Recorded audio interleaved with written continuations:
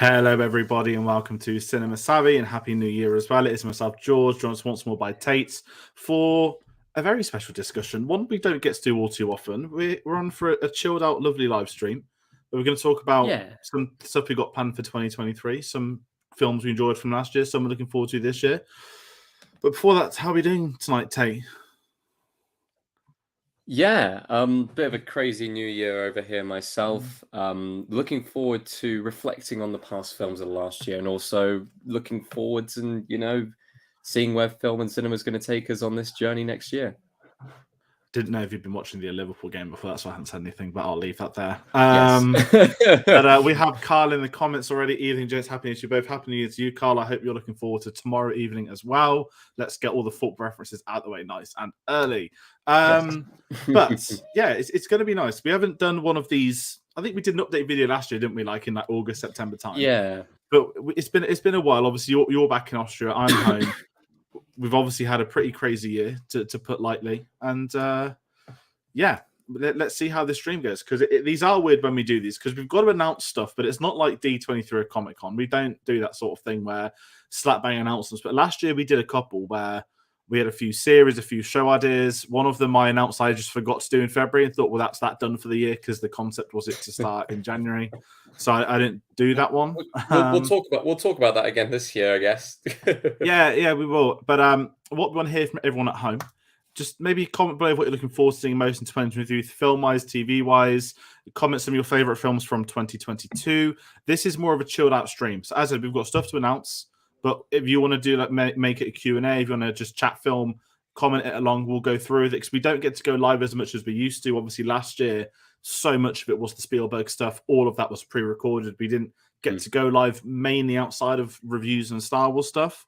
So, yeah, this is just an open forum, and we'll just talk about some things. But Tate, where are we going to tell people to go follow us if they're enjoying this stream? Because we picked up a lot of people on Kaleidoscope yesterday, and I'll talk about that series for anyone curious who doesn't have a clue what it is.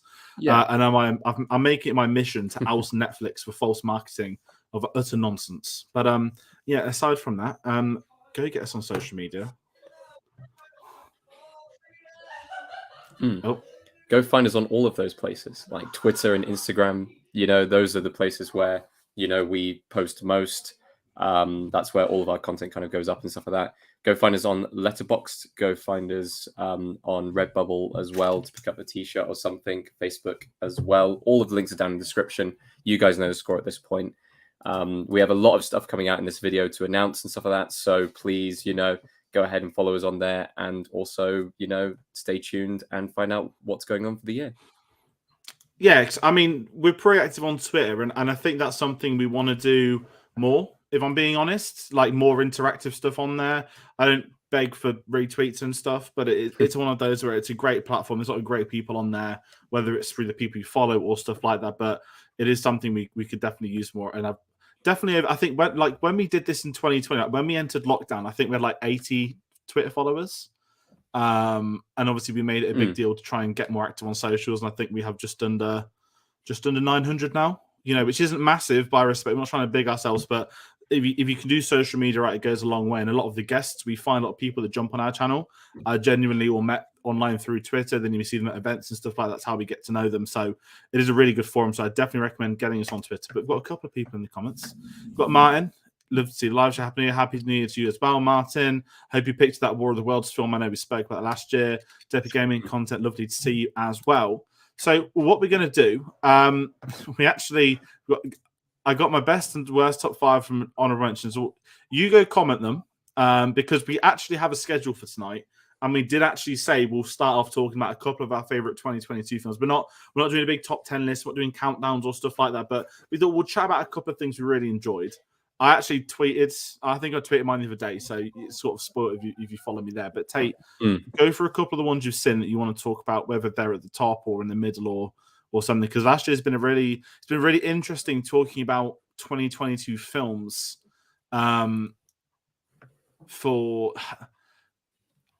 It's been a terrible year for blockbusters, but a great year for film. That's how I'm looking at it. I can count you on one hand how many good blockbuster films there's been. And but there's a lot of gems that aren't blockbusters, that aren't high budget, that struggle to get distribution.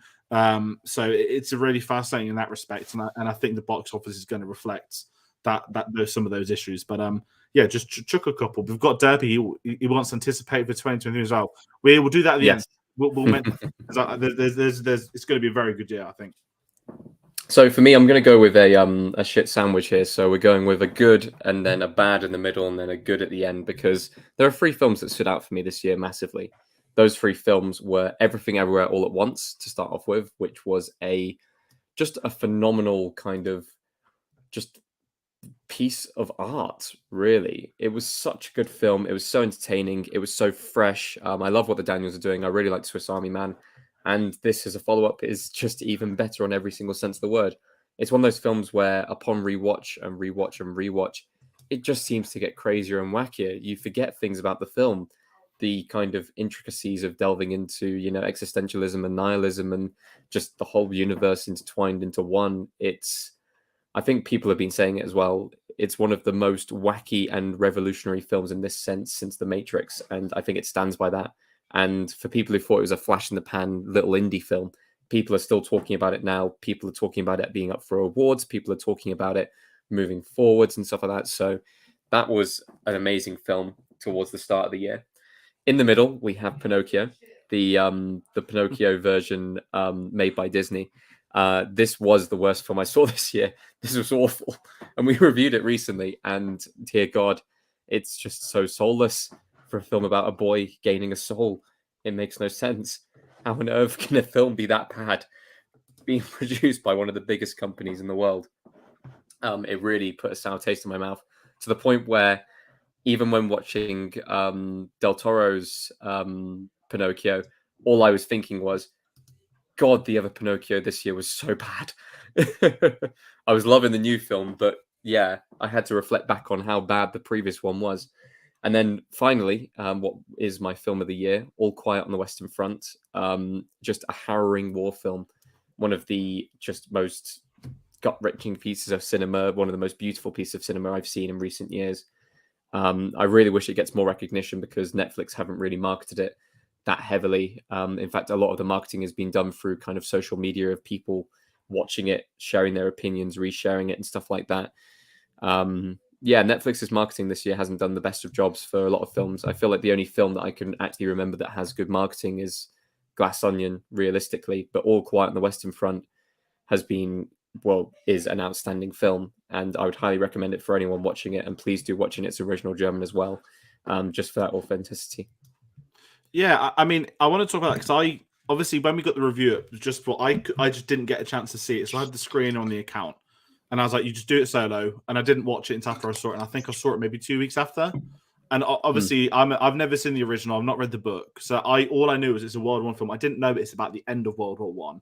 When I had them on the trailer, I was like, oh, okay, this is very different to what I thought it would be. And it's probably I think it's in my top 10 for the year. I loved it. But what's interesting, like if anyone's curious, like award-wise, Oscar-wise, stuff like that, Netflix were really heavily pushing. Oh God, what was it? There was something at the start of December that they heavily pushed, and it got almost nothing at the Golden Globes. And what's actually happened is All Quiet on the Western Front's got a lot of Golden Globe nominations. So there's a few people I follow based in LA, and obviously what America does, they have all the billboards used for marketing for the Oscars. It's always for your consideration posters. Netflix owns certain billboards and only advertise Netflix films. Apparently, straight after the Golden Globe nominations, I can't remember what film it is that didn't get many, but they scrapped all of its posters and they put All Quiet on the Western Front up. So obviously, these voters of that towns of these areas, they're influenced by marketing. That's not to bring Harvey Weinstein politely, but that's one of the things that he did that was mega for the industry. He changed the Oscars from being about what's the best film that year to how do you market what you think the best film of the year is. Yeah. And that's really interesting seeing how Netflix have adapted to it. If I do a couple of mine for them for 2022, we've got Derpy Kate. Let's bring the Derpies. Top 5, Northman 5, Black Phone 4. I've not seen Black Phone yet. I had really good stuff. All Quiet on the Western Front 3, 2, Batman 1, Top Gun Maverick, honorable mention, note, Guillermo del Toro, Pinocchio, Hustle. I've really liked Hustle. I'm glad that's been brought up. I saw that earlier last year now. It's really strange because normally at the end of the year, I'll get a Football Manager in November, and I will honestly smash out like 8 or 9 films a weekend. whilst playing Football Manager, and it is the way I catch up with the year in film. And because the World Cup was on in November, I didn't have any of that this year. I didn't do any of that. I had football on in the background. Didn't even play Football Manager. I just didn't get the chance to do it. So I've missed out on a lot of 2022 films. But if I was to do what you've done, if I want to pick two, because listen, there's like 4 Top Gun Maverick videos on this channel, so you don't need to hear me talk about that. I'm gonna go back to The Northman, which is it's in my top 5, which is an incredible film. I think I saw it multiple times. I don't know why I haven't picked the 4K yet. Actually, I should have. But that is an experience. That film. That's one of my favorite films of the year. I'm gonna give as the middle part of the sandwich. Probably the worst thing I sat through, which is self-inflicted, is The Bubble, which was the Netflix comedy about all the actors surviving a lockdown filming like a terrible action film. Normally I can do with terrible comedies. I quite sometimes terrible comedies can be the worst, can be the best comedies. I mean, but they're just stupid. They can be stupid yet incredible. But this was probably one of the worst films I've seen in many years. If I'm being honest, are both of the films we picked in the middle of this sandwich bad because they had not only potential, but they had the backing of good actors and a good team behind them. I think the problem with Pinocchio, Pinocchio's the Disney Pinocchio problem is you've bagged yourself Tom Hanks, you've bagged yourself Robert Zemeckis, 2 all-timers, a Pinocchio film that's been in production for a very long time because I remember Robert Downey Jr. was attached to it at one point when Disney first went into it, and for it to be relegated to Disney Plus 3 months before Del Toro's drops felt like it's not finished. We're just going to get it out. Maybe Hanks wants it out. Maybe Zemeckis just doesn't care. Maybe they don't care. They want it out before Guillermo's comes out. Or was it a decision where they just wanted to plug something on Disney Plus? Was it Disney Plus Day in September, wasn't it? I feel like they were just going, everyone's talking about this Pinocchio film that everyone's really hyped up for. There's the possibility that it could be nominated for Best Picture. Let's throw our Pinocchio film out first and people might accidentally click ours, kind of thing. Yeah, no, I can sense that. And also, when I've been telling people about Guillermo del Toro's Pinocchio, my family don't know who Guillermo del Toro is. He's a director that not many people have heard of. Not many people have heard of his films in the general public. People know Robert Zemeckis and Tom Hanks. Yeah. Well, is that the Tom Hanks one? No, this is the stop motion. They're like, what's stop motion mean? So it's a shame that, and I loved Pinocchio when it came out. I know we've got Dave in the comments as well now who jumped on that review as well. Modern comedy. The problem with The Bubble is it wasn't just contextually terrible. It was just, it felt like it was written by a Hollywood elite trying to get the sympathy of the general public during a terrible time. And in turn, I don't know how or why they just got the cast they did. I don't know why Pedro Pascal's in it. That still surprises me. Or we have Sam in the comments. We've got Sam. We'll bring it up shortly for something else. The problem with The Bubble as well, it's a comedy that I think it was over 2 hours. And to me, no comedy should ever be more than 1 hour, 45 minutes. I don't believe in long comedies. I'm sure someone can tell me I'm wrong. But The Bubble was I think Bubble was everything that's wrong with streaming, everything that's wrong with cinema. And obviously it didn't drop on cinema, did it? It went on to Netflix. And then if I'm going to top off with a third one, sorry, I'm just scrolling through. I'm going to go for something. Is there a film I didn't get the chance to speak about? You spoke about. I'm going to talk about the Bowie documentary, Moonish Daydream, because I watched this with my dad, who's like a devout Bowie fan. And I think it was more the reaction of him seeing all this unused footage that kind of made me, I didn't get emotional or anything, but it was when a hardcore Bowie fan who knows Bowie is telling you like how insane this documentary is, that I thought was good in a filmic sense, that I didn't think would work for normal people because it's more experimental documentary telling than here's people at cameras doing interviews. I love the fact it clearly went down with the Bowie fan. So that's something not a lot of people spoke about. I'm very curious if it gets... They do best documentary Oscars, of course they do.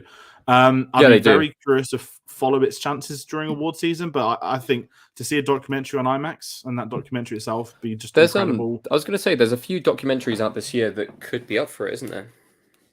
God, I'm not going to lie, I've not looked into documentaries enough. And I'd love to give just a very quick shout out to The Unbearable Weight of Massive Talent and Prey. 2 films I thought would be absolutely terrible, that have not terrible premises, but something that shouldn't work, but they all did. And I want to give a shout out to Triangle of Sadness for, you know, just being an actually quite good modern comedy. Yeah, no, exactly. And I've not seen the menu yet, and that's on Disney Plus on Wednesday for us. And that they're all comparing it to Triangle of Sadness. So I'm guessing they're both comedies in the respect black of comedies. who, black comedies, and they're choosing a very specific audience to mock. We've got great combo Cole. Tom Hanks used to be a sealer quality for film, but last year, not sure what he was thinking. Have high hopes for A Man Called Otto. Yeah, no, no, I've not seen the original A Man Called Otto. Was it A Man Called Hervey or something, wasn't it, from a few years ago? And I didn't know this film existed till Cineworld put it on the Unlimited. So I'm going to the screening on Thursday, so I'm going to see that at my Cineworld. I hope it's good because I'm the same as you. Now, I actually loved him in Elvis. Tate, I don't know if you saw the Elvis film. I have seen Elvis. His performance is incredible because it's entered this realm of like a cult performance where I don't know what he's doing. I don't know what's going on. I don't he's know become if a anyone meme. knew what he was doing. It's become a great thing, though. Yeah. It's like on Christmas Eve, people kept tweeting, "Here comes Santa Claus." It was just gifts, and the Tom Hanks "He's White's" become a meme thing now. Like there'll be, you know, not to divert back to football, but there'll be this like compilation of a certain player not getting booked, and then a compilation of Saka getting booked, and then it's just like the Elvis "He's White," and that's why. But yeah, it's an interesting one. Okay, we've got Derpy. Top 5's worst of the year. 5 Fantastic Beasts. 4 Morbius would be higher, but the memes. 3 Doctor Strange. 2 Thor. 1 Jurassic World Dominion. Okay. There's one I don't agree with, and then that's probably Doctor Strange. I think a lot of people have started hating on that film as it's fun to, but I really enjoyed it upon watch. I liked it. I think there was a lot of hype. I think there were hype that maybe Marvel should have flattened before it came out, of certain expectations of people who'd be in it. I mean, I don't really enjoy bottom 5s because I've not seen a lot of the terrible films. I've not seen Morbius. I also haven't seen Morbius yet. I avoided it. The worst ones are a struggle with me because I don't like bashing films that much, but a lot of the time it's easy to go for the big blockbusters, and I've always just assumed. For example, okay, I could talk about Amsterdam. Amsterdam's one of the worst films I've seen in the year. Why? Firstly, you begin at the top. It's directed by, you know, a pedo rapist, so you've got that, and then you get the questions of how did he bag that cast? Why is Margot Robbie in it? Why is Christian Bale in it? Why is Rami Malek? Well, Rami Malek's worked with a lot of pedos actually. If you look at his career, you can question everyone in it, and then you get films like that Disney knows terrible because they won't put his name on the posters, they don't put his name on the trailers, and this is a very successful director, and that's when I equate to worst. Now, I did see Amsterdam, which is hypocritical to a point. But I used my Cineworld card because I needed to kill 4 hours in central London. And I did a double bill of Amsterdam followed by, what was that really good George Clooney one, Ticket to Paradise. That was a weird double bill. But Ticket to Paradise was low-key one of my favourite films of the year. That's interesting because from seeing the trailers for it, it looked like it was going to be one of the worst films of the year by a long shot. It's great. I don't know why it was so great though. Like it's a sort of solid B-list film, right? You don't get B films anymore. Yeah. But you've got like 2 genuine stars in there, and it worked. And there was just something really nice about the film. I don't know why. I loved it. I had a lot of good time with it. And there's been a few like that. Like that's why I think, you know, that's high budget compared to a lot. But it's been such a weird year for film because I think you're in this middle COVID ground where next year / this year now, we've got all the big films coming back, all the ones that maybe shot over COVID or shot after lockdown's finished that have been in post for so long. I don't think anything coming out next year is a pre-COVID film. Transformers and John Wick, maybe, because I remember when John Wick 4 was meant to come out the same day as Matrix 4. But I think we're very much not over that as an audience or production. But I think a lot of productions would have had films greenlit ready for next year because the schedule is ridiculous. When I was looking at like doing the calendar, some of the things I've seen scheduled in it are just insane. And we've also got Derpy. Honorable mentions: Disney's Pinocchio, Halloween Ends, Firestarter, Black Adam, Uncharted, and Don't Worry Darling. See, I didn't mind Don't Worry Darling, but that's a hell of a that behind the scenes of that film is one for the ages. And you got to give it to Black Adam. You know, The Rock wanted to change the hierarchy of power in DC. He wanted to make Black Adam the forefront of DC Studios. He wanted to fight Superman, and he's now unemployed alongside Henry Cavill and the rest of them because the hierarchy of power did indeed change. James Gunn has took over DC and is going to do a fine job. Yes. We've got Dave's top 5. The Batman, Pinocchio, Guillermo del Toro's Pinocchio. Dave, please just clarify. I was going to say, please clarify which Pinocchio, Dave. And Everything Everywhere All at Once. And this is it. And like Everything Everywhere All at Once is amazing because I think it came out we got it like 2 months after America, right? And I remember all the hype. And I loved it when I saw it. Now, I went with my dad on the second viewing. He despised it. He couldn't have hated it more. And he just he didn't understand, which is understandable. I don't think it will work for a certain demographic age-wise. I'm talking like I reckon 50 plus without sounding ageist. If it did work in you in that age, please prove me wrong.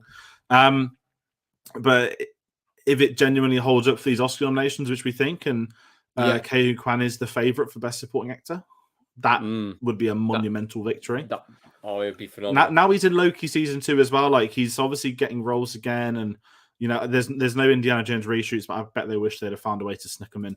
Martin, I'm looking forward to seeing John Wick, and Dave clarifying it's not Disney. Okay, we spoke a lot about 2022, and we're 2 years in. I was going to say, should we talk about some other stuff that's coming up? Yeah. So guys at home, so it's still comment between yourselves. We'll bring up comments. We'll bring something later, but we're going to talk about a couple of 2023 things. So we're just going to get the really easy stuff announced straight away. Stuff is happening. So obviously starting on Wednesday, we've got the James Cameron retrospective. That's going to be starting. Obviously the Avatar reviews that are up on the channel. We did them in technically September and December. That's why we're not doing them in this series. It's a series we wanted to do.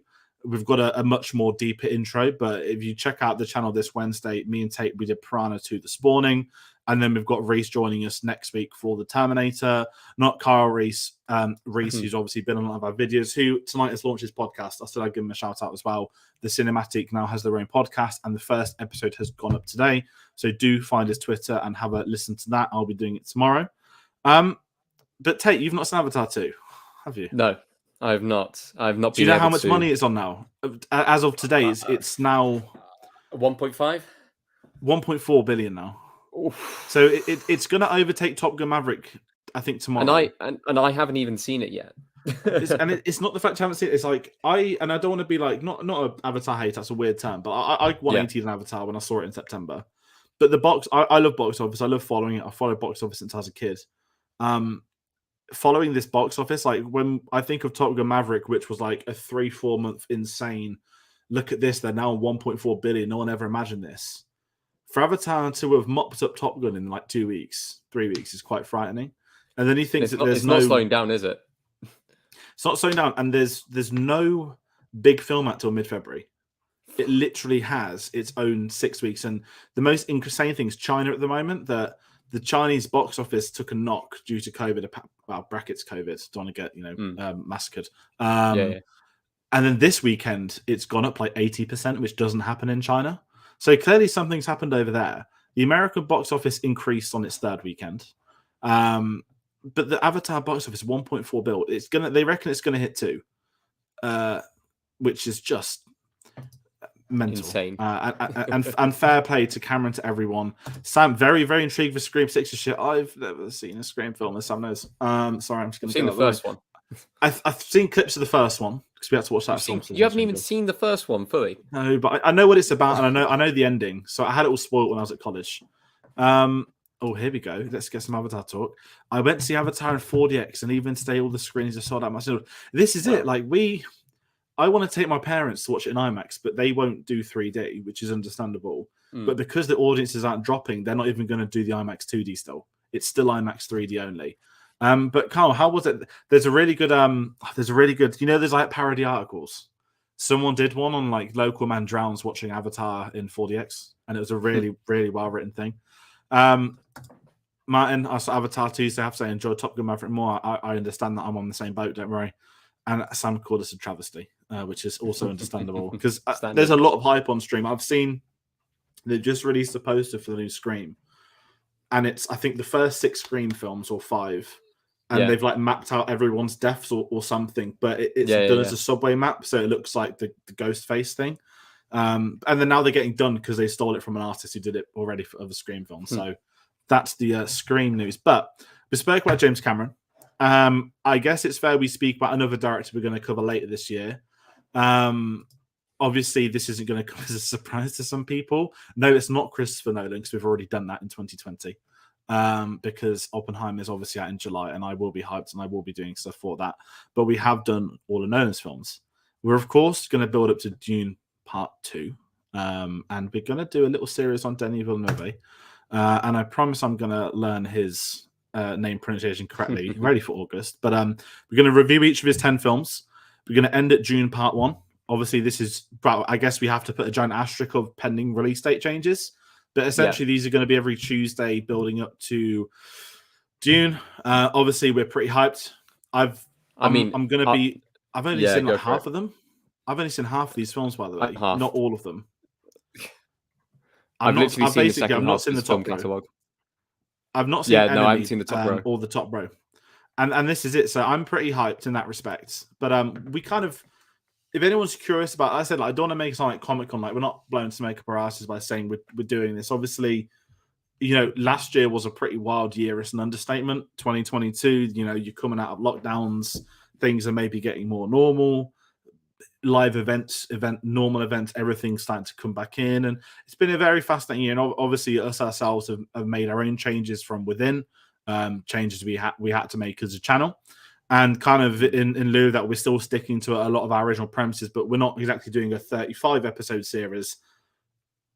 It was an insane feat to do the Spielberg series, and it was wonderful to do the Spielberg series, but there's not going to be another 35-episode series coming anytime soon, because we all have our own personal lives, I guess we can say as well. And that was just, when it hit October, I was just dead. That's why I missed the entirety of the film festival. I was just taking those 2 weeks of work to chill, to relax, to do what I wanted to do. We've already got Dave commenting. Can't wait to watch Rival again. We're going to pull you on for the review, mate. Mate, it's going to be organized. I feel that June's going to be mega. Like, when that first trailer drops, the internet's going to break. I mean, they got Austin Butler in. They've got Christopher Walken in. They've got Lea Seydoux in. They've gone in for big names, and it's just wrapped, I think, a couple of weeks ago. But yeah, everyone comment your thoughts on Denis Villeneuve. Again, it's not Comic-Con, but any films you're curious about, films you've seen, films you haven't, just comment along, comment stuff you'd like to see us do. This isn't meant to be a big, we're going to announce everything. And kind of following on from Denis Villeneuve, I mentioned Nolan. Obviously, we've done all the Nolan films before. It's obviously Oscar season, so I guess you can just jump in, stick the correct background on. There's a big cockpit behind the scenes of me doing some backgrounds today, so this is why they look weird. But obviously it's Oscar season. The nominations are the 24th. I think the BAFTAs are the 19th, so it's coming up thick and fast. And going back to pre-COVID, we're going back to the did it used to be the end of March? We're almost there. It's mid-March. It used to be the end of February. Sorry, didn't it? Yeah. Used to be end of February. They moved it to March now. Yeah. So for COVID, last couple of years it's been at the end of March. Now it's mid-March this year, so I'm going to guess next year it's going to go back to mid-Feb. They're just going to make the slots a little bit easier for us. And the BAFTAs are, I think, locked in for mid to late February. So I think they're still 2-3 weeks ahead of them, as they always are. But when the nominations drop, we'll have reviews for films we haven't done, as we always do. The major categories, we'll get things out. I know you front the animation stuff, so we'll have the animated films. I think we all know who's going to win, but it will be interesting to see who the 5 are, because I think there's room for surprises based off stuff. And there's one that's not out in the UK until mid-February, which is going to be great, which is Marcel in the Shell. And that's going to do really well when it comes out in the same day as Ant-Man. Yes, of course. I'm shocked that they haven't actually released that, because there's been so much talk about it for a long, long time now that it hasn't actually got a UK release date yet, or it hasn't come out yet.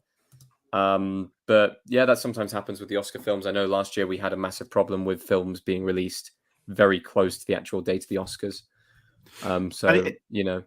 And even for us in the UK, like it's really fascinating seeing a lot of people's lists. So, January, Till comes out on Friday here. That came out, I think, November in America or December in America. Yeah. Also, that Cineworld did an unlimited screen on New Year's Day. If anyone knows what Till is about, because it's based off real life, that is not for me a film that I would be buzzing to jump to the cinema to see on New Year's Day. That is not an easy film to watch. So don't know why that was a big, proud, unlimited screening for Cineworld, just to get that out there. I will be watching it when nearer the time. Then we've got Tars out next week here. the 13th was that the week after next. Yeah. Next Friday. So Tar's been out. You can buy it on Blu-ray in America. Fableman's is out on the 27th. That's online in America for anyone to watch. Babylon's out on the 20th here. That came out in December in America. That's going to be online for anyone to watch by the time it all comes. And it's getting into that system again where I think we got lucky with lockdowns that they had to release all the Oscar films online that you couldn't piss about. You had to go and see them. Yeah. You could see them. They were accessible for people to see. And even people that are curious on like how like screeners and stuff work. Like we were invited to Fableman screenings in December, but even if we'd have gone, we had to hold our reviews to this side of Christmas, which is after the film's on digital, which logistically doesn't make any sense. But obviously, you know, spoke to the PRs for a very, very long time of this. With how crazy James Bond's man is, I can see Megan being just saying, I am very excited to see Megan. That's out next Friday, the 13th in the UK as well. It looks ridiculous. I mean, I don't know what American sport it was, but if you've seen this film, it looks like a horror film that looks both incredible and terrible, which means it's going to be great. But it's about this like almost Brilliant. like an AI doll type thing that is designed to protect its like owner and turns on it. But at halftime at an NFL game or something, they had all these Megan dolls come out on the pitch for some weird marketing. But it looked incredible. The film looks ridiculous in a really insane way, and I cannot wait to see it. And I don't often go to the cinema to see horror films. It doesn't look like it's going to be a horror film. It genuinely looks like a comedy. And I don't mean that as like a disrespectful term for the genre either, but it just doesn't look like it's designed to scare people. Kind of moving on from Oscars, Sam, I'm loving the fact you're in the chat because we can finally bring up a series that's starting on the 16th, and I've butchered the background again, so I'm going to get the old one back out nearer the time. Obviously, The Last of Us is starting. We've got a big preview from December. 2 weeks tonight, I think 9 p.m. we mentioned we'll have times nearer the time, but there's going to be weekly spoiler discussions on The Last of Us Season 1 because I'm sure they're going to greenlight Season 2. I cannot wait for that. There's a very big screening on the 11th of January at the BFI IMAX, which I'll be going to. I know Sam couldn't make it, so I don't want to make too many comments, but potentially there might be a spoiler-free review out before the first episode comes out. Obviously, we don't know what the embargoes are until that day. So The Last of Us is happening. I cannot wait. I still can't believe it's been 9 years since it came out, 9+ years now, and it's going to be the 10th anniversary of the game this year, 10th anniversary of the games this summer. The hype is real, exactly. And so Last of Us is going to be a big show moving forward. You know, like last year we did House of the Dragon, and if it hadn't have come out during that busy period, we'd have done it weekly. You know, we don't do this for every TV show. We suddenly do it for Marvel stuff anymore. Obviously, we stick to this sort of TV stuff mainly for the really big things we're going to care about, things we want to cover weekly. Lord of the Rings was the same. That was airing the same time as House of Dragon. We couldn't cover one, let alone both of them, so we did season wrap-ups at the ends. But obviously, the one thing we do make time for is obviously Star Wars. And we're going to have a pretty. You're going to miss this, but I know it's a big year for Star Wars, and I'm really, really upset that I'm going to be missing the biggest thing for Star Wars this year, which is Star Wars Celebration in April. I will still be in Austria, sadly. I mean, just off the people commenting, I know Sam's going, I know Dave's going, I know Carl's going. Derpy, I don't know who you are, so obviously I can't clarify. But there's a lot of people I know who are going, people who aren't commenting, people that have been on our channel before. You know, Charlie, Neil, Jed's going.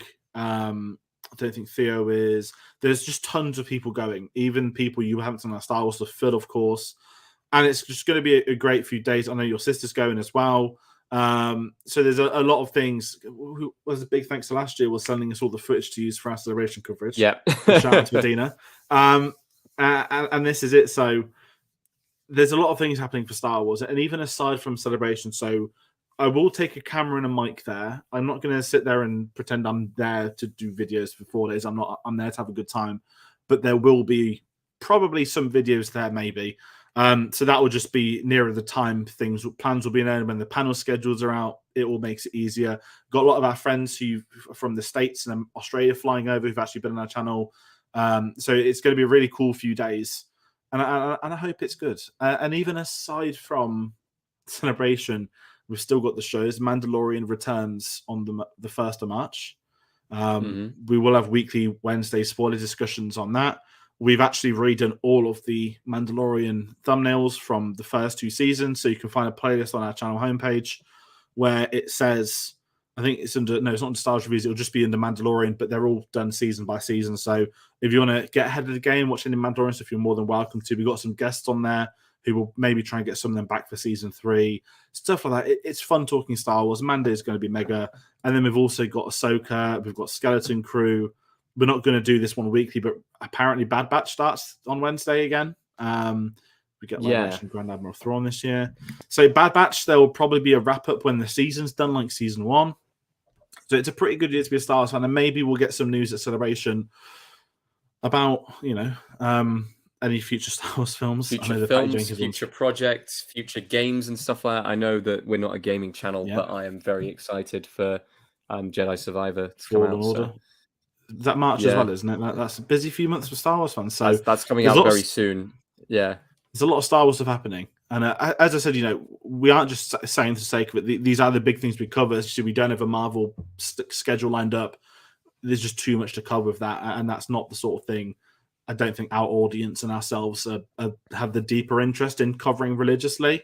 I know there are people that jump on and stuff, and we still cover the films and most of the shows, but it's just not something we can get attached to. And I know they're having a quieter year, only the 3 films this year, which is kind of silly to say as well. But there is one big film series we're going to be talking about.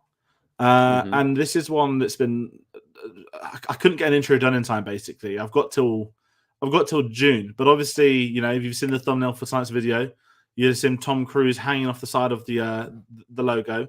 We're obviously going to do the Mission Impossibles properly, film by film, for the very first time on the channel. Absolutely. This has been known for like a year and a half. I think when we had that sit-down meeting last year, if anyone curious about the behind the scenes of how we work, we sat down last year and we were just talking about what directors would we want to cover as a series, what films would we want to do, what film series, and we kind of had Mission Impossible on there straight away, and we kind of knew that whenever Dead Reckoning comes out, we'd do that. Now, we were going to have done it last year, but obviously they moved the release date to this year, which is pretty great because it freed up what we can do. So Mission Impossible is going to be a big thing for us this year. They're going to be starting at the end of May, I think, on the presumption they don't change the release date. But as you can tell, the Tom Cruise hype is with us. Because I think everyone's looking forward to Dead Reckoning, if I'm being honest. I'd be very 100%. Surprised if there's anyone that isn't. And if they were, I'd just be so confused. It might be my film I'm actually looking forward to the most. And I'm not even a massive Mission Impossible fan. I've really enjoyed watching the films recently. But, it's just so hyped. This film has been, And I think they nailed it with Top Gun, that putting that trailer on Top Gun Maverick, which technically will be the second biggest film of the year, but for all logic purposes, probably the biggest film, I would say, in terms of discussion, stature, length from 2022. That's the best marketing they've ever had. Even my parents, who I think my dad's seen Fallout, and I think the beauty of Mission Impossible is you have the James Bond comparisons now that people don't care about seeing them all in order. They might not have seen all of them, but I think a lot of people are going to be going back and seeing them all next year, this year now. And even like my parents are 2 of them that aren't too big a fan, but they want to watch all of them from the beginning. So I think Mission Impossible is going to be a mega film. Carl, don't hate me, but I prefer Mission Impossible to James Bond. No, that's not a problem. And that's something that comes up a lot as well. The amount of better Mission Impossible gets better and better each film. And I'm kind of the same, is that we've entered this scary point where it hits a point where the first Mission Impossible film is this psychological, spy espionage type film. And then you get to Fallout, where it's Tom Cruise dangling off a helicopter with a machine gun, ready to jump onto the next one. And you just need to show Henry Cavill reloading his fists. That's all you need, to show the comparison between the two. And obviously, they had Henry Cavill in there, which was, his secondary Bond audition after The Man from U.N.C.L.E. So it's one of those where, and even their box office is growing massively with each installment. I think credit to JJ for that third one. I think had Mission Impossible 3 not worked, we wouldn't have probably got a 4th or maybe a 5th. But obviously they knew what they were doing when they hit that, not reboot, but it was a softer reboot / moving forward. We're going to do some stuff. And I think they've just nailed everything for the last 15 years. And that goes for Tom Cruise as well, to all his credit, that he knows how to entertain audiences. He knows what he's doing. and people want to see Tom Cruise do mental stuff. And he's going to space at some point. I think is it this year or next year? He's going to be the first actor to ever shoot a film in space. So that's like the main big series we're going to do. So as I said, Mission Impossible end of May. Obviously brackets, no change release date. And obviously July is pretty stacked. You've got Oppenheimer, Barbie, you've got Mission Impossible, you've got Indiana Jones on the 30th of June. There'll be some Indiana Jones stuff. And the Dial of Destiny, I guess we can say it's name that we know now. But obviously this year's pretty stacked for films. So in lieu of that, that's why I guess we could say it's being fair that our focus is 2 shorter director series plus 1 film series. Yeah, pretty much. With some extra reviews thrown in there to kind of spruce throughout. I mean, we still got Marvel films coming out and, you know, other films, awards films. Just, we might get another Everything Everywhere this year. We don't know what that's going to be, but, you know, I'm ready for the surprises. It's going to be 65, the film where Adam Driver fights T-Rexes with his bare hands, because it looks incredible. But aside from Adam Driver hype, because there's going to be a lot of that if the UK gets its good release dates once. Last year, a big thing we started doing at the end is the home media reviews. Now, this was very new to us as a channel. Obviously, you know, I always talk about moving up on the floor I'm in now. I've got a better recording space. I've got a Dolby Atmos soundbar now. So I'm very fortunate to get a lot of films from the PRs already, mainly all Paramount films. If anyone's actually read into it, that it's all the same distribution at the moment, and looks like those reviews are going to continue. If we're lucky, obviously it's not. I don't just get given free films. Some of them are things I bought myself that I'll review. But obviously, the home media reviews are clearly quite popular with some. There's an audience for them, and I think one thing, although we hype up, the cinema experience, we do bash on streaming a lot. So getting that, physical media is always what I push. You can't see it, but I've got all my vinyls behind me as well. People moan about Netflix. Oh, they took this film off. Well, that's right, because they never own the rights to it. And you know what film they can't take off? They can't take off your shelf if you go and buy it. So the home media reviews are going to be something I stick with as a nice secondary thing on the side. They're surprisingly longer to do than normal because you have to watch all the special features and everything. So, and there's a lot of research, but they're going to continue. Oh, lovely. Martin's put love the home media reviews. So they're going to stick around. Probably not as many unboxing videos, but if there's like a collector's edition of something like the Top Gun thing, we'll wait that way. Then obviously they'll get an unboxing, but it wouldn't just be like, here's a 1-disc thing, I'm going to unbox it. No, it would just be if there's an actual box set to unbox. Zambos Film and physical media for over 100.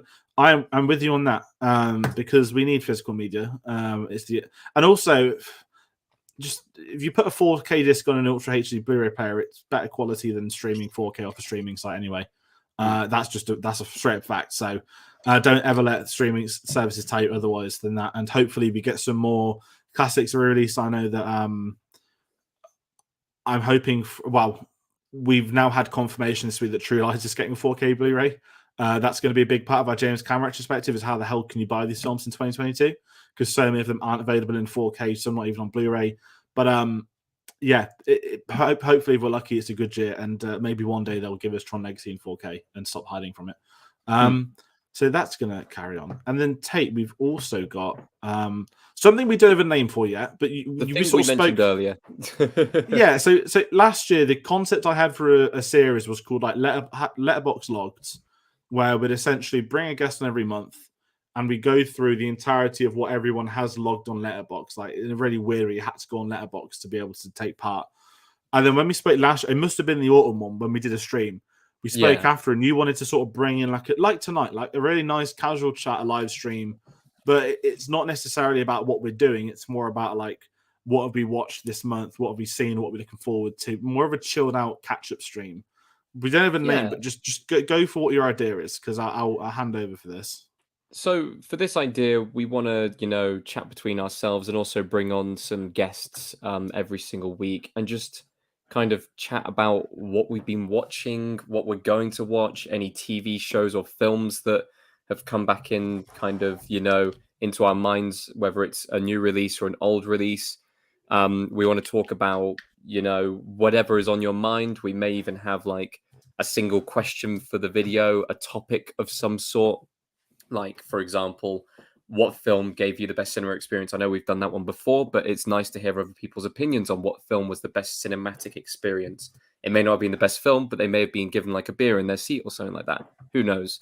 We want to kind of hear from you guys, like exactly what you want to kind of see from those kind of streams. And we want you guys to ask us questions on the streams. We want to get on all of our friends of the channel that we've had over the years, meet some new people, and just really have a monthly chat about film, because we're a film channel and it's nice to kind of have these conversations. Sorry, I'm smiling because I've seen the comment from April. We love to return Battle of Brackets. Yes, 100%. Listen, it is the best show we have. It's getting 5 people free on the same night for 2+ hours is always the issue. Exactly. So that's something we always do want to bring back, but it's tough. And also it's explaining it to people like, we're going to tell you that your opinion's crap. We're going to tell you that your films are rubbish, but we actually like the films. We just need to win. So that's something we do want to bring back. We wouldn't want to rule anything out. That is one of our favorite shows. But yeah, the streaming stuff, it's like tonight that we know we don't get to go live as much. And obviously we're very fortunate now. We get a lot of stuff early, Kaleidoscope, the Netflix series. I was given it like a week ago, but it was Christmas. I forgot to watch it. So we got to New Year's Eve and I think Giancarlo Esposito tweeted like, it's out tomorrow. I was like, shit, have I missed the embargo? So I went on my email and it was like the embargo was 8 a.m., like the release morning. I was like, no, that's not normally a good sign.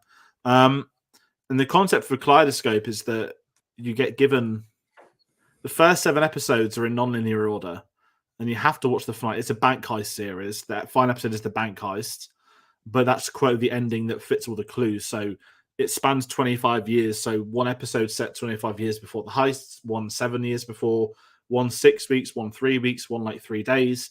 Then you've got 2 episodes. One is the morning after the heist, one is 6 months after. But the skill is that Netflix randomly give you a 7 episode viewing order. And immediately when I watched it, I called bollocks on their 7 episode viewing order. And I put that out there on Twitter. I put it on the video, on the review. I did it in my pajamas because I was really pissed off. It was 1:30 in the morning on New Year's Day. And basically, it's not a random order. There are 3 or 4 that will always be watching the exact order they've given to you. And they'll mess around with some of the ones that are set like way before. But they ruin the entire series by giving you the episode set 6 months after, which is actually the season finale. So Kaleidoscope, for anyone curious, I don't know why I'm talking about that. I'm just pissed off still. That was my entire New Year's Eve. But that's the thing. This is the thing that would happen on this roundtable discussion. We would, talk about stuff like that. We'd have a casual conversation about that. Like we could talk about Star Wars if we wanted to, and talk about whether you go shotgun cut or whether you go it in time order or whatever. Well, like none of them Star Wars. But ironically, I had a friend text me on the Boxing Day, I think, asking me the correct viewing order for Star Wars, and I thought I was taking the piss. I've known this guy for years, and I was like, I'm pretty sure you've seen it. This is exactly what would come up on this kind of discussion. Yeah. But this is like going back to like when we get screeners, that when we have to meet criteria for the PR, we can't wait. I'm not going to do a live stream 8 or 1 in the morning, but also no one's seen it because you're not going to watch an 8 episode series by the 1 minute it's uploaded. So it's one of them where like we miss a lot by not being on live stream. So we're trying to bring it back where we can get the conversations going. And obviously we watch a lot of stuff that we're not watching for videos. Yesterday I watched The Fifth Element for the first time and Doctor Strangelove or Stranglelove, can't ever pronounce it, hated it. Doctor Strangelove. But it's, and it's one of them where it's like, I'm not doing a Kubrick series, but I want to try and clear some older films that I've owned for years. I want to get other films done. And we, when we're doing these reviews, we don't get to do that as such. And obviously I love the Spielberg stuff. But obviously, I'm not doing a 34 episodes director's run this year. Now, I watched The Terminator tonight, which is fucking outstanding, and I'll watch another film before work tomorrow. But it's one of them where these like streams that are just going to be more chilled out, and we can get more people involved. Like tonight, that we like talking with people, and it's great. I mean, Zambon mentioned The Abyss as well. That's meant to be out by March, that 4K. And if we're lucky, if there were 4K reviews, then we could cover them as well. On the premise, we get to actually see them and stuff. So the home media stuff is a really great way to do a different type of video that you're not talking about the quality of the film itself. It's more about your experience watching it at home. But this kind of all goes in tangent with it, and these more chilled out streams, it makes it easier for us, it makes it easier for people at home, and it keeps us in the loop. Stuff you want to see, just comment it. Like, we read every comment that comes through the channel. We say that because we do. We reply to pretty much everything, unless sometimes people leave 5 comments on the same video, and I'm like, just reply to yourself. Leave Yeah. one long one or reply to yourself, and then I'll just comment and reply properly. But anything you want to see, please do just comment it. We're not just saying that, like stuff you want to see. Maybe it's certain hosts we've had on. You know, last year we had a lot of guests come on the Spielberg stuff. People you've seen before. We had Dave hosting his first Star Wars video, which was pretty great. Anything like that, even people you'd be curious about seeing on the channel, even channels you think we should get in contact with about jumping on. Or no comment even, is a bad idea. I was going to say, message in some topics of discussion that we can have for our monthly discussion point. Because we used to do one of the best series we did was the weekly news years ago, and that was great.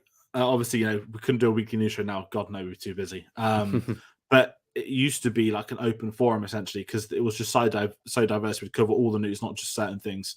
And it's kind of like this. Maybe there would be a mega news story that we'd want to talk about. So, as I said, anyone watching at home, anyone curious, just comment what you'd like to see in those kind of streams. If you don't want to comment it publicly, drop us a DM on our Twitter. There's no problem with that. We'll reply to them.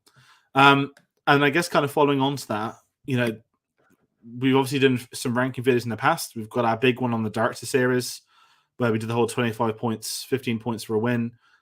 We've got a couple of ranking videos confirmed already for this year. None in that respect. There's going to be two that they're going to be very, very different that haven't been done that might not actually be done that I've got in the pipeline that I actually haven't told you about them, Tayte, so I'm not going to say much. Yeah, so I'm trying to think what the third is. I put 3 ranking videos confirmed this year. I don't know what the third one is. It's not a James Cameron one because he's not made 10 films, so we can't even do that. Oh, it's a Nolan one. Sorry, I can say that one. So there will be a mega Nolan ranking video before Oppenheimer in July, and we'll try and get on a lot of other people because that one is a 25-point one. So yeah, there's a lot of stuff happening. As we mentioned, new guests, collaborators. You know, we had so many across the Spielberg. So already for if anyone's curious about the James Cameron retrospective, with it being a short series, you know, there's not as many slots, but we've been able to get people on. Say, you know, Tom Woods is going to be on one. Sam's going to be on. Paul Klein's coming back. Reese is on.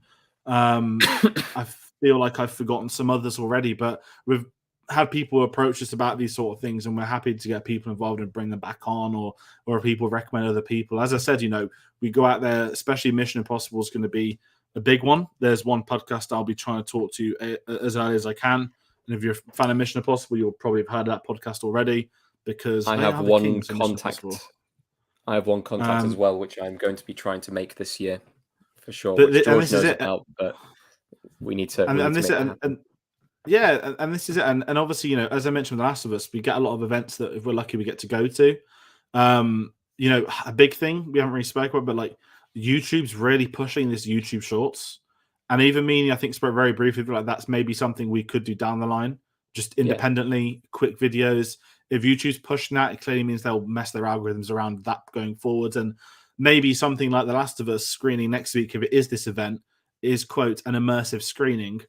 Maybe that in turn is something where people would want some clips of what's going on. You know, if they do have clickers walking around like absolute maniacs. So there's things we can do. As I said, we've got Celebration, we've got The Last of Us. Any events we can cover, we always will. It's just about us seeing what we can do with them and what people ultimately want to see from home. And kind of discussing all of that, what people probably want to hear about more is films we want to watch in 2023. So, Tayte, I'm just going to hand over to you. I don't know if you've got a list, but I have a few. Go over a couple of yours, and then I'll bring some. I tweeted all of mine yesterday, but I actually forgot to put Indiana Jones in. And I'm also, there's a lot of films I'm looking forward to that I don't know if actually going to come out this year or not. I want to avoid the obvious ones, but I do want to point out a few that people have already mentioned on stream. First of all, Barbie and Wonka are two that really intrigue me. They are films that could go in any direction. I feel like Barbie is actually going to be incredibly iconic for years to come when it comes out. It's a shame that it's coming out. Is it the same day as Oppenheimer? It's got no chance. But, you know, at least they're giving them a choice. Though. Oh, 100%. And its marketing so far has been fantastic. So really looking forward to that. I'm looking forward to Elemental. That from the first trailer, it looks absolutely stunning, and I know that it's been on the cards for a few years now. So really looking forward to that. And then apart from that, it's just kind of, you know, the bog standard baseline ones. I'm looking forward to the Marvel films coming out this year because I'm drawn into the system for Marvel. I'm looking forward to the new Indiana Jones film. I'm looking forward to the new John Wick film. I'm looking forward to Dead Reckoning. I'm looking forward to all of these franchises that we're following and stuff like that. Like there's nothing really stand out that like I'm gonna go, oh my god, this could be a really good one coming up. I'm just like, yeah, these are the films that are coming out that have caught my eye so far, and I'll probably go and watch all of them. Yeah. Oh god. I'm trying to, yeah, because as I said, the obvious ones for me is like Oppenheimer, Dune, Mission Impossible. The intriguing thing for me is is Barbie, Oppenheimer double bill. Like, even if I get into a press screening for them, which one do you do first? Like, if you are doing that as a double bill? This is what everyone spoke about. Like, for me at least, You're doing Oppenheimer Barbie. first. No, I'm doing Barbie Really? first. No. So if this was watching it on the exact same day, I'm not into any press screening. I am watching them together, back to back, because I always do double bills. I would do Barbie first because you will have all the joy, the optimism, the colors. But you would wait for Oppenheimer, George. You're saying that you would put another film over a brand new Nolan film. Because my God, if you were doing a double guys. bill, no, because if you're doing a double bill, your experience of Hiroshima and Nagasaki would be very different. If 5 minutes later you're then watching Ryan Gosling playing Ken doll and everyone's screaming and making jokes. So you have to do your comedic, colorful film first, and then the depressing Oppenheimer biopic, which, because I'm looking forward to it most, I want that to be in the back of my mind for the next day while I'm trying to figure out how to talk about it. So to me, Barbie followed by Oppenheimer. And because I love doing double bills at the cinema, like, because I finish work at 4:30 on Fridays, I will get to my Cineworld for 5, and normally there's a screening between 5 and 20 past, and I can do a double bill. And it's always fascinating some of the terrible ways I've had to see them because I have to make the time fit. But on an unlimited schedule, because I probably will take that day off work as well. But I feel that culturally, this Barbie Oppenheimer double bill is going to be like seismic for everyone. But yeah, it has to be, because I mean, could you imagine watching Oppenheimer and then watching Barbie though? Like, it would lighten the mood. I don't want the mood to be lightened because the nuclear bomb's that bad. Like, that's my thoughts behind it. I feel like I'd have to do it on separate days. I couldn't do it as a double bill, and I would need the impact of both of them felt in different ways. I'd probably do Oppenheimer. Yeah, but the point is, you watch them on the same day. That's the point. You have to watch them on the same day.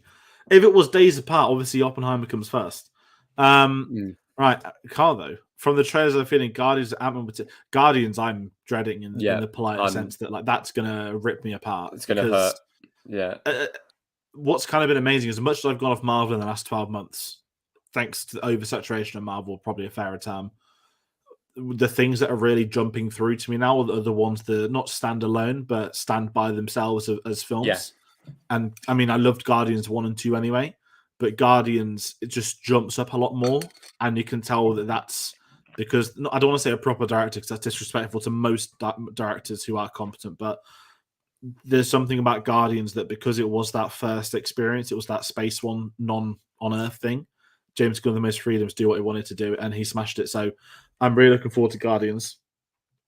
And Ant-Man, I love Paul Rudd, so I can't get over something I know about Ant-Man behind the scenes. It's not a spoiler of the film. I just can't say it because it's an NDA thing.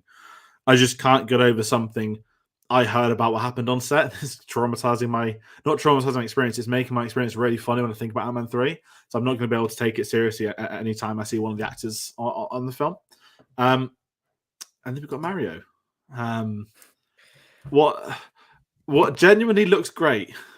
It could win Best Animated Feature next year. I'll put it that way. But its biggest upset is that Chris Pratt's voicing Mario. Like, everything else is perfect. Yeah. And it's why Chris Pratt? And that's everyone's question. And I think people were getting like the Italian version, and every other dubbed version sounds exactly like Mario, except the the English language one with Chris Pratt. And I just don't get it. And I don't like bashing actors. And I do like Chris Pratt. I think he gets a lot of unjust hate. He's no James Corden, and people sort of make out he is. But I just don't know why he even said yes to this as well. Like, he knew he'd get terrorized for it. He made jokes about it. He said, my voice isn't going to be Mario's voice. It's going to be different. And it's the same.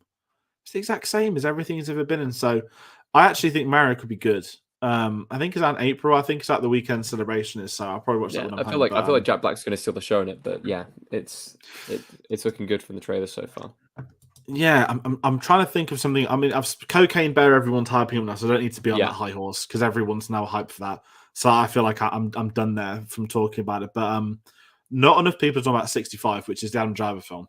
And for those unfamiliar, this has been I mean, everyone knows Adam Driver is my favorite actor, so I'm going to be biased. But this film was announced maybe 3 years ago, so I followed the behind the scenes that this was meant to come out at the start of last year, and there was nothing. There was no premise. There was rumors from a few accounts I follow. There was this vision that Adam Driver's gone and shot a film during COVID. It's basically all in the studio, so there's no set photos and nothing, and it's just what I'd read was that it's believed to be a sci-fi film called 65 about him crash landing on a planet and there's dinosaurs. That's all I knew a Yeah. year ago. And obviously, when the trailer came out, he crash lands on Earth 65 million years ago, and it looks like aliens but with dinosaurs because he's got a pulse rifle and he's from the future with a little girl.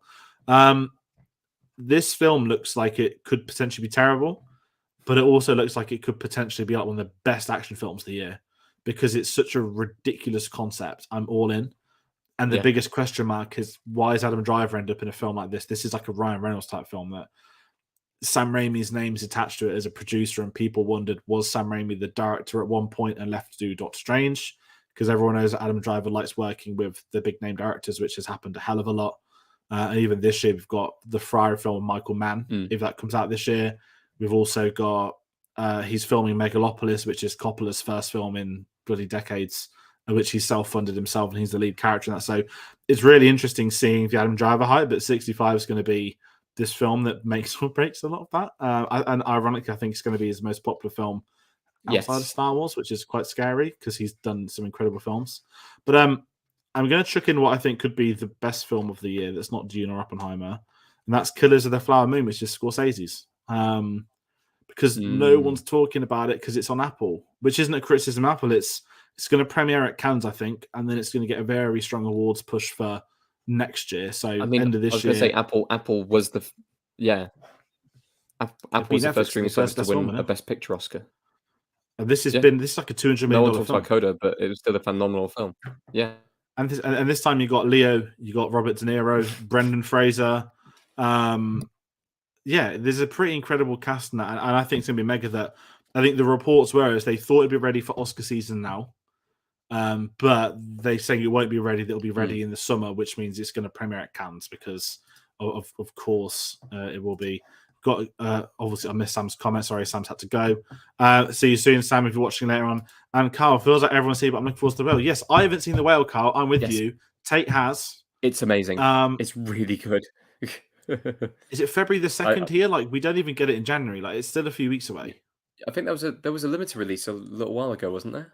No, just the film festival. Nowhere else. It was shown for like. I don't think they showed it on the smaller screens as well. Like when they did it in sync, because they missed a lot. But yeah, the whale. I'm the same with you, Carl. The moment I can listen, I love Brendan Fraser. I've actually put up my my signed Brendan Fraser photo behind me because I was trying to go through my folders of what decent stuff to hang up. But his comeback. I mean, this is what's interesting is that like my older sister was around yesterday, and BBC's got a big preview of like 23 films to watch in 2023. And obviously, like my parents have read it because they kept asking me about like 4 films. So I was like, have you just gone on the BBC website and listed them off in the order? And the whale was one. And I think there'll be a lot of people, not to sound ageist, I think there'll be a lot of people in our age demographic that go, and not just our age demographic, probably like anyone that like 90s people that were like our age in the 90s, maybe that everyone knows who Brendan Fraser is, but no one they don't know about why he disappeared. Obviously, we know about the rape stuff for the producer and he got blacklisted for being a victim. I think a lot of people are going to be attached to this because it is his comeback film. And I think a lot of people have found out over the last few months what happens. And I think that in its own right is going to propel him. I mean, the fact that he's going to be in the new Scorsese film as well, I feel like he's primed for something else. But I mean, you've already seen it, so you know everything that happens. And the only downside of the whale is, and this isn't a criticism of the actress because I think she's wonderful, but all the Stranger Things stands are going to probably turn up and ruin it because Maximum Stranger Things is in it because the Stranger Things fans I've decided across last year are the most unbearable on the internet. And listen, that's not saying if you like Stranger Things you're annoying. It's not. It's these insane ones that are everywhere, and that is That's the only thing I'm worried about, is people are going to kick off because it's not about her when it's about him. That's what I'm worried about. I know it's about her because she's like an estranged daughter, but you know where I'm coming from. Like, they'll think she's the lead when she's a supporting actress. Yeah, exactly.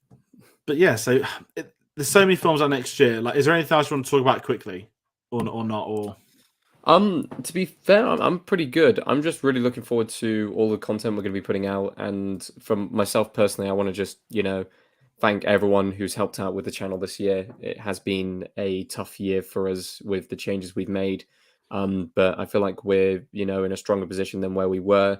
And moving forwards, we're just looking to, keep on doing what we're doing and propel ourselves forwards. And that's all down to yourself, George, and every one of the guests who have come on and helped us, everyone behind the scenes who've supported us, all of the commenters, all of the people who like our videos, all the people who watch our videos.